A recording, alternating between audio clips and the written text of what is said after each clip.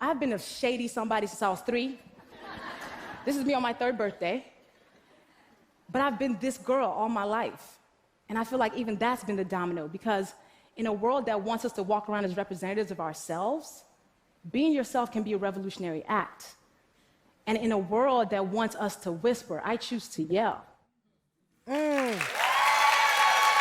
back. That was a clip of Luvvie Ajayi Jones' 2017 TED Talk, Get Comfortable with Being Uncomfortable. It's been viewed over 13 million times and landed her in the top 1% of TED Talks of all time. Luvvie says you can't have courage if you don't first have fear. And that's one of the reasons why her Professional Troublemaker series of books have made her a 3-time New York Times bestselling author. Shout out for that. But that is not an easy thing. And now Luvvie is adding children's book to her series, letting little ones know that mistakes and fear are at the heart of being brave. And Little Troublemaker Makes a Mess. I adore Luvvie. I'm just going to tell you that before I bring her out. From the day I met her, I felt an energy from her that was so special. So I'm so deeply proud of her. Tam fam, please welcome back to the show, best-selling author, podcast, and self-proclaimed professional troublemaker, Luvvie Ajayi Jones.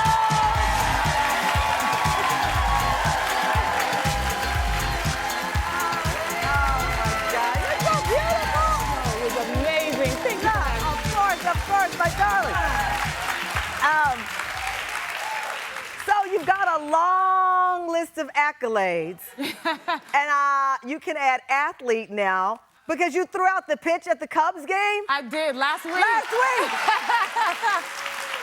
I mean, I read something where you said life is like a movie. Like you can't believe this movie. Yes, it's wild. This was that moment where I was like, I can't believe my life. You can't believe it. Well, first of all, notice we don't have any video, so I don't know how the pitch went. Oh, I did good. I did good. I made Chicago proud. You made Chicago proud. Yeah. You're standing there on a legendary ball field. You don't play baseball. No. You moved to this country. How old were you when you came? I was 9. 9 years old. Yeah. With your family. Yeah. And you are now, this is America's pastime, with a child, an immigrant child, standing there throwing a baseball out. It is surreal. I always say that my life's journey is a testament of my hard work, but a lot of God's grace. Because I do, like... Right, true. God's grace. Do you have that moment where you say, why me? Yes. How do you answer it? Why not me? Right? You know, we spend a lot of time questioning our blessings and foreboding joy. And I think we just gotta figure out that, you know what, somebody has to do it. Like, if you have to live in your purpose, sometimes you end up being placed and elevated, and sometimes it's scary. Actually, most of the time it's scary. It makes me really uncomfortable sometimes when people know me. But I realized that it's a side effect of using your gifts for the greater good. So I just had to kind of get comfortable with the fact that if I was placed here to use my words to change hearts and minds and make this world a little bit better than I found it, then I'm doing something okay. Yes, you are. Yes, you are. So much of your message obviously was initially for adults, and then you started talking to teenagers. Yes. Rising Troublemaker, the follow-up, of course, and that, which I love. And this Little Troublemaker, it really takes you back to your childhood. I think we have a photo of a young Luvvie. Where is the picture? Did we have it here? Now, get into the fashions, okay? I already see Troublemaker, but I see good trouble, as the great John Lewis, who inspired your book, said. Around that same time, I have another troublemaker I think you would have been best friends with. Do we have her picture? Let's pull it up. That's me. Yes! So, that's me in Catholic school, our Mother Mercy Catholic, around the same age. So 2 troublemakers. We would have been besties. We would have been besties. Yeah. We would have been on punishment a lot together. All the time. One of the things that we have in common is our moms. Yeah. Your mother. Yeah. Really, you said she gave you like the grace and the space to be messy and find you. Yes, she's always trusted me with myself and my life. That's my mom. And the gift that she gave me was she let me be me. Right? You know, a lot of times kids get punished for the best parts of themselves. So then they take it out of the world. They get quiet. They become less of who they were. And my mom let me be who this girl was. Yeah. I used to actually walk up to my mom and tell her to say sorry to me after I got in trouble. I'd be like, Mom, I feel like you owe me an apology because you didn't hear my part. So there's your mom, Yami, saying, Yeah. okay, Yeah. be you. Was Yeah. that because she was allowed to, what was her childhood or what was the beginning of her story that allowed her to be that kind of parent? Because it seems to be connective tissue. Yeah, my grandmother, Funmilayo Faloyin, was like the professional troublemaker I watched growing up. And my grandmother was team take no, okay? That woman was not gonna let you talk to her anyhow, but also she would love you so deep. So the same way she would tell you she didn't like that thing, she'd make sure you were fed. Right. She'd make sure your spirit was good. So and I think my mom kind of took that from her and I took that from my mom. Well, this is so true because in the book, Little Troublemaker Makes a Mess, right? Yeah. Luvvie is the character inspired by, do you know anybody named Luvvie on this show right now? Okay. But to your point, I don't want to give too much of the story away. There is a moment where little Luvvie makes a mess. Yeah. And her mother holds her accountable for that mess. Yes. But while saying, it's okay, but you're still gonna clean it up. You're still gonna help me clean it up. Right. You know, in that moment, it was really important for me to show that what grace and forgiveness can look like with accountability. Yeah. For kids, like kids are trying to figure out the world. They just mean well, but they don't, their execution is often trash, okay? Often terrible. You're telling me. It is terrible. So I wanted to show what it looks like to still acknowledge her good intentions, but say, you know what, but you did make this mess, help me clean it up. Right. I think it's important for us, even adults, to hear the message of your mistakes do not define you. Right. You can learn and grow from them. You can learn and grow from the mess. Yeah. Coming up, what we can all learn from the little troublemakers in our lives and how we can turn mess into good trouble. More with the incomparable Luvvie. Don't go away.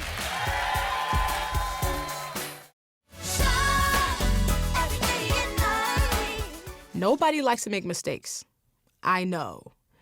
But I want you to remember that you can't be afraid to fail, because if you're afraid to fail, you won't do big things. And it is when you try to do big things that big rewards come. Welcome back. That's a clip from podcast Professional Troublemaker, and we're back with the host, three-time New York Times bestselling author Luvvie Ajayi Jones, who just released her first children's book, Little Troublemaker Makes a Mess. It's a fun story about a bold, confident kid named Luvvie who gets herself into a bit of trouble, even though she was trying to do a good thing. We're still here with Luvvie. One of the things you say is good intentions are not enough. Yes. Because you hear people often say, well, I didn't mean that. Well, I had good intentions. Yes, yes. Good intentions is good. Start there. Right. But impact is what really matters, right? So I think for kids, they're the king and queens of good intentions. Yeah. And it not always going well. So they always have to learn that, yes, I understand you meant well, but how did it land? How do you transfer that to adults, though? Because we as adults, I hear people say it all the time, I had good intentions. We should be the main ones who know that. Because what they say about the road to hell, they say it's paved with good intentions. The road to hell is paved with good intentions. Good intentions. That is so true. Now, I know, you speaking of good intentions, one of the things that you're doing with Little Troublemakers, that you want to get this book into the hands of as many children as possible. Yes. And you have this great sponsorship and initiative going. Yes. So my goal is to get this book into the hands of 5,000 kids in underfunded programs. Wow.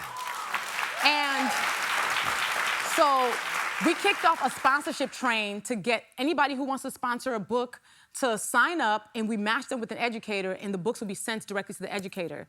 And so far, we've gotten 2,800 books. 2,800 books. To educators. So if you would like to sign up to join our sponsorship train, it's ltsponsortrain.com. Well, we're going to put that on our website. Yes. I didn't even know about this until now. So basically, you make a donation. No, we just have you buy it directly. We send you the address of where to ship it to. So you just order it and ship it directly to that address. So teachers are finding books at their doorstep. Right. And you're at 2,800 books, and you need. We want to get to 5,000. So can I make a personal donation of $1,000? Yes. Okay. All right. I'll make a donation. So I'll send $1,000 worth of books from me and Moses to whatever teachers. But here's the catch. I'm not going to be filling out the documents and all that. You're going to help me with the stamp? I got you. Say less, Tamron. I got you. All right. So So, from me and Moses to all the little troublemakers, because I live with a little troublemaker. You should have seen this morning when he was like, I don't want you to go to the TV show. I want you to stay home. Moses. I know. I'm going to start crying now. It's live TV. But that's important. And I know we both have a special connection with the great John Lewis, who inspired you in so many ways and what you do. Yes. You know, John Lewis said, always be ready to make necessary good trouble. And I wanted to redefine the idea of trouble, because for us to live in a deeply unjust world, to be troublemakers is to be somebody who's making good change, right? You are an actual part of what is happening that is going to be positive in whatever room that you are in. It's not about writing big checks all the time. It's not about donating 80 hours. In what ways are you using your power in the room that you're in with the people who you can touch? Right. I love that. Now, you in the book, you have messages of questions that people can ask. You have 3 questions, correct? That they can ask. I have them here. Did you mean it? Yes. Can you defend it? Yes. Did you say it with love? Yes. I love that. And that's for anybody to ask themselves. In the moments when you want to say something that feels tough and you're afraid of how it's going to land, if you ask yourself these 3 questions, you know that you're doing your part. Because all you can do in that moment is to honor yourself. Do not worry about how it's going to land all the way, because you can't always guarantee how that will happen. But if you do that 3rd one of where you say it thoughtfully or with love, at least you've done your part, and that's all we can do. Yes, that's all we can do. I marvel at everything that you bring to the table, but I'm about to be really superficial right now.